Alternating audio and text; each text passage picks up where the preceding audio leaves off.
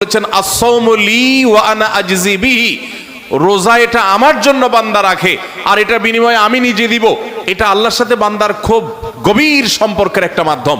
এই জন্য রোজা রেখে আপনি কোনো হারাম কাজ যদি না করেন, ঝগড়াঝাটি না করেন, মিথ্যা প্রতারণা না করেন, সকল গুনাহ থেকে বাঁচার চেষ্টা করেন, এটা আল্লাহর নৈকট্য লাভের সবচেয়ে বড় মাধ্যম হবে। দ্বিতীয় উপায় হলো, আমরা রমজান মাসে সাহরি খাওয়ার জন্য ভোর রাতে সবাই উঠি, ঠিক না ঠিক? ভোর রাতের এই সময়টা আল্লাহ তাআলা দুনিয়ার আসমানে এসে বান্দাকে ডেকে ডেকে ক্ষমা করেন। 5 ওয়াক্ত নামাজের জন্য আজান দেয় মুয়াজ্জিনরা, আর তাহাজ্জুদের জন্য আল্লাহ তাআলা নিজে ডাকেন, কোনো মুয়াজ্জিনকে দিয়ে ডাকান না। আল্লাহ রাব্বুল আলামিন দুনিয়া আসমানে এসে বান্দাকে ডেকে ডেকে বলেন, আলা মিন মুবতালান ফাউআফি আলা, আলা মিন মুস্তাগফিরিন ফাগফির আলা, তোমাদের মধ্যে কেউ ক্ষমা প্রার্থনাকারী আছে যাকে আমি ক্ষমা করব? কোন বিপদগ্রস্ত আছে যাকে বিপদ আমি দূর করব? আল্লাহ ডেকে ডেকে এগুলো দেন।